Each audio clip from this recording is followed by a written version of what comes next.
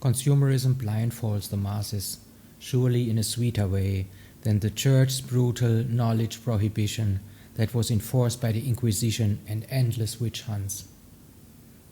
The sweetness and big promise of freedom as an integral part of consumer culture guarantees much higher effectiveness than coercion or brute force in repressing the original love wishes of the populace. This is so because in fact subtle media-based manipulation is used to innocuously replacing emotional and sexual longings by material longings for acquiring and possessing consumer goods. And when looking at it in a superficial way, I gain freedom when I exchange a part of my money in the bank with a nicely designed and smoothly running sports car, plasma television or computer notebook. I gain creative freedom, can move around in a splendid way, comfortably, and can get a self-esteem boost through the admiration I receive from others for being an XY limousine owner or a VZ notebook owner. Besides that, I can write, compose, draw and publish my media productions in fully using the creative possibilities of my notebook. This superficial observation, however, veils the fact that the overwhelming majority of limousine and notebook owners are not more substantially creative after buying these goods than they were before. Or put differently, the truth is that my real freedom is not that I have money in the bank that allows me to buy or not to buy consumer goods. My real freedom is to be able to live without working for anybody, without being a slave for 8 hours a day, 40 hours a week. By the same token, my real freedom is my urge to be creative, constantly creative. And it makes no substantial difference if I use a notebook or write by hand on a simple sheet of paper. My real freedom, thus, is my spiritual drive or soul's desire to surpass my mere physical human condition and express my ideas or create art. When you take a deeper look, you will see that the masses are cheated twice through the promises of consumerism. They, for the most part, do not have enough money in the bank or property or company shares allowing them to live a meaningful existence without working for somebody. Thus, what indeed most people need and desire is freedom. Consumer culture promises this freedom, but let us see what it boils down to. For acquiring the goods that will grant me some form of creative freedom, I need money. For acquiring the money that I need to buy these goods, I need to work, and work more than usual, because I need a surplus of money, a lot more than the amount I anyway need for food, clothes and shelter, or the education of my children. How to get this amount of surplus money? Through effort, increased effort, and still more increased effort. Thus, in order to expand myself more within consumer culture, I in fact need to curb myself more. For every dollar of surplus money, I need to work relatively harder than for the same dollar of money covering my basic human needs for food and shelter. Of course, this reality is blinded out by publicity, and one essential task of publicity is exactly to blindfold the consumer, suggesting that the acquisition of goods is smooth and easy, using consumer credit as the ultimate backdoor for climbing on the bandwagon. However, it has been shown by leading financial consultants that the consumer credit is the single most destructive form of credit there is in the economy.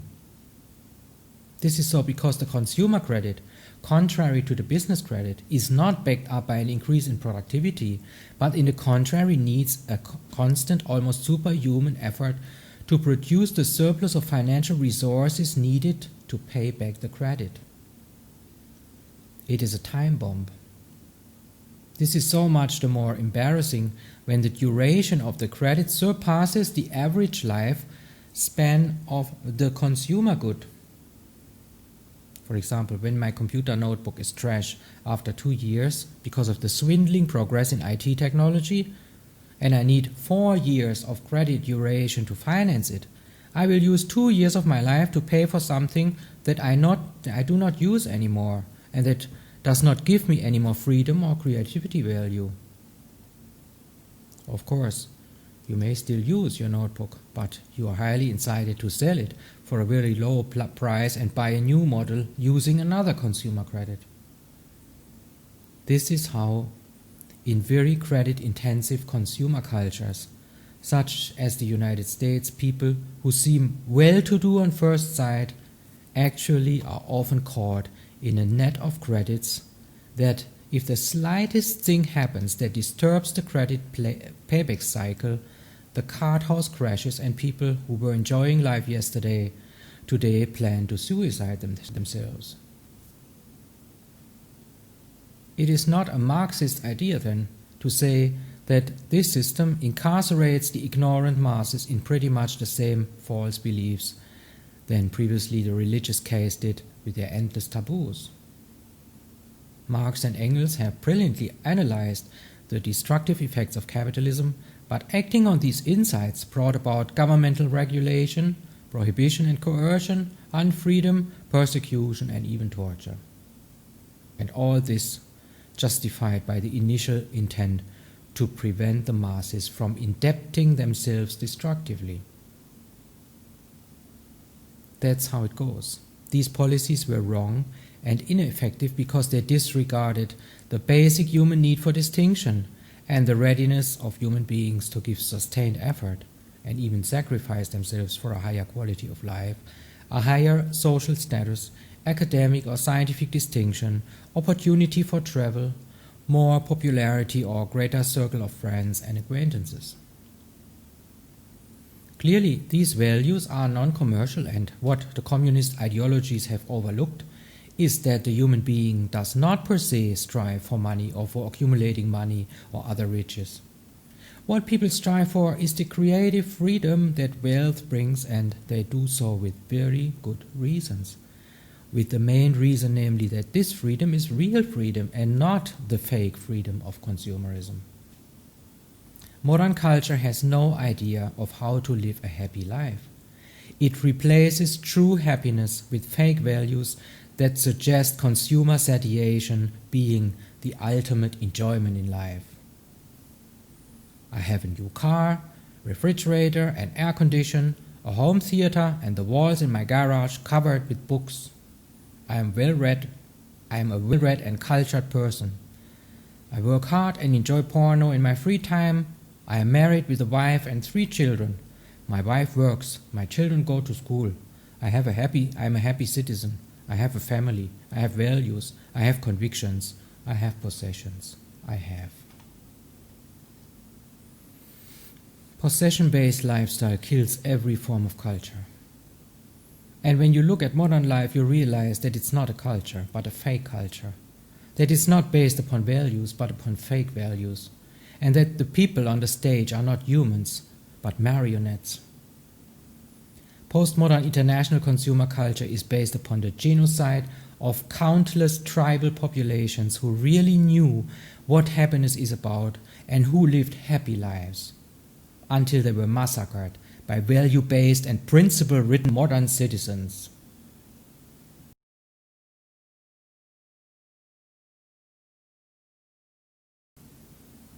What did Gandhi mean when he said that spiritual training should be educating the heart?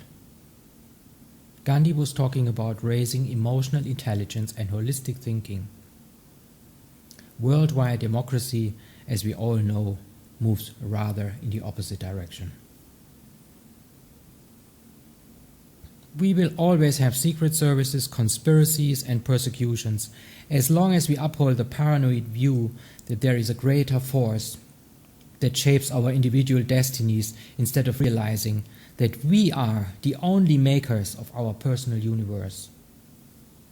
Countless individuals throughout human history have demonstrated that they were able to shape their destinies according to their own intrinsic life paradigm and soul values, refusing to subordinate their vision under shallow mainstream convictions. Worldwide democracy is based upon the exact opposite vision of the human being, namely on the myth that total consumption is what basically makes happy living.